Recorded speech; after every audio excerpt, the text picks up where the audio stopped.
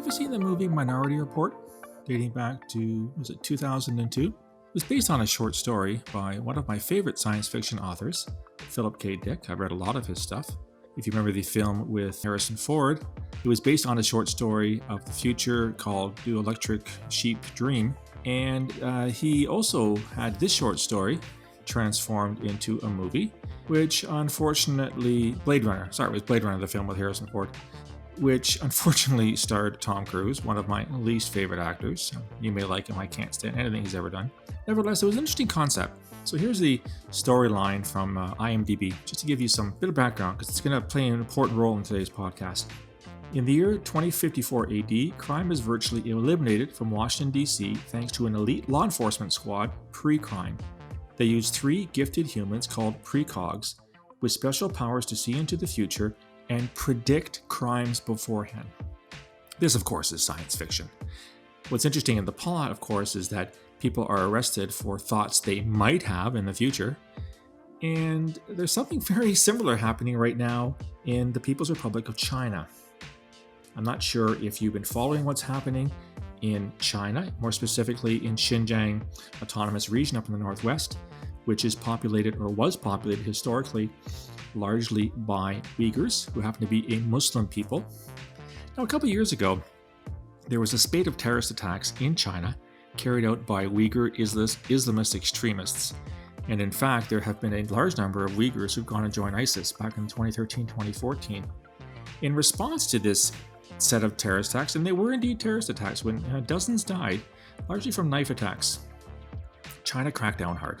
And they decided, in a typical China communist way, to essentially eliminate the possibility of terrorism in a way that only authoritarian regimes can, which is essentially eliminating culture, eliminating language, and eliminating any possibility of a threat. So what's happened in China over the past 5 or 6 years or so is they've done a few things. They have created what they call re-education centers or vocational learning for about 1 million Uyghur Muslims. And there's a fascinating story in the National Public Radio, and I'll include the link to it, about what these schools actually teach. Essentially, they force the Chinese language onto the Uyghurs. They do not speak Chinese. They force Chinese culture onto them. They force Chinese ways of dress onto them. The other thing that the Chinese have done is encourage a huge amount of in-migration of largely the ethnic group Han, which constitutes the majority. These are the sort of typically Chinese, if I can use that term.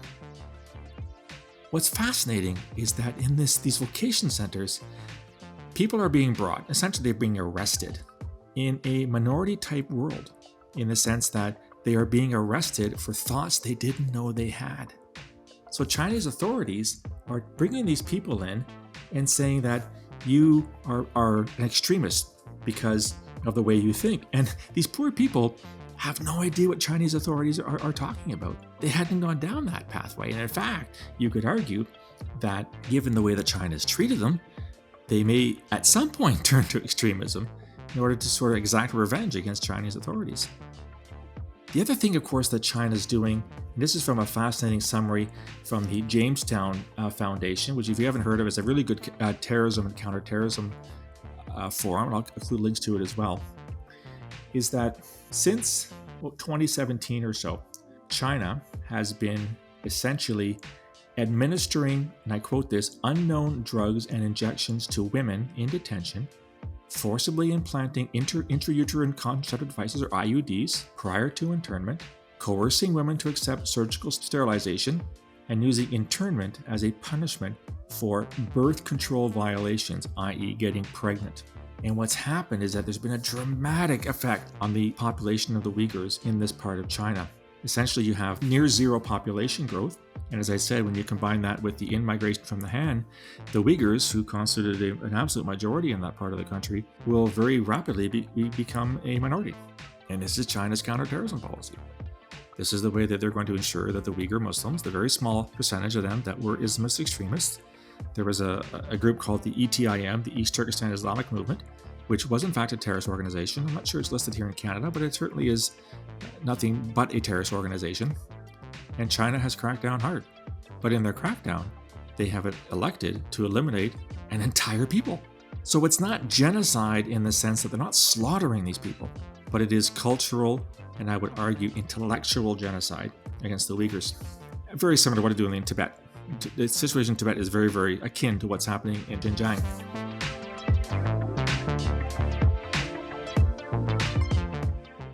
Why do I raise this kind of thing? Well, what is fascinating to me is that China's policy, which is clearly unacceptable, has been called out by Canada, it's been called out by the United States, and most of the Western world. But one party, or collective party, if I can use that term, which has said nothing about China's policy in Xinjiang province and its policy against Muslims, are Arab and Muslim states. You can hear crickets when it comes to Saudi Arabia or any other country discussing or being critical of China when it comes to what it's doing to fellow Muslim sisters and brothers in the northwestern part of the country. This is scandalous. This is absolutely unacceptable. Now, why are they doing this? Because China, through its Belt and Road Initiative, which I've talked about earlier, is essentially granting very, very good financing terms for all kinds of infrastructure projects across Asia and across Africa. Although there's a little clause in those contracts that if the country which received them can't pay them back, and most of them can't, the infrastructure devolves to China, which gives them an incredible leg up on establishing their own bases, military and civilian, around the world to promote what China's trying to do, which is essentially become the predominant power to usurp the United States in that regard.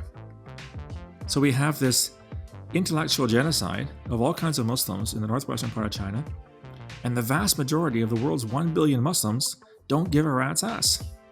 They don't complain. They don't withdraw their diplomatic presence from Beijing. They don't cancel state visits.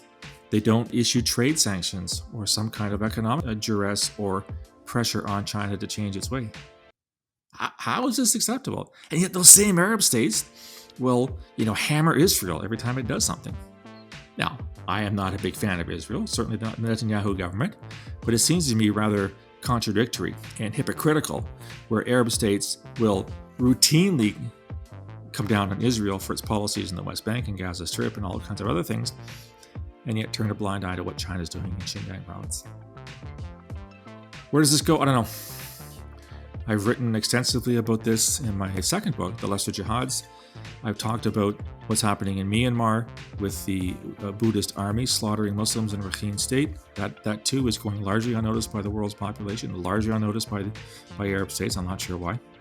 What is it going to take for leading Muslims, kings, emirs, presidents, prime ministers, whatever, to stand up to China and tell them enough is enough? You cannot keep treating Muslims like this. This is not a counterterrorism program.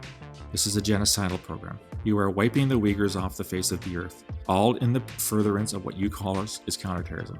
And you are punishing people for things they did not do, for things they might do down the road. And that's the world of science fiction. That's the world of Philip K. Dick. That's the world of Minority Report. That's not the world that we live in right now.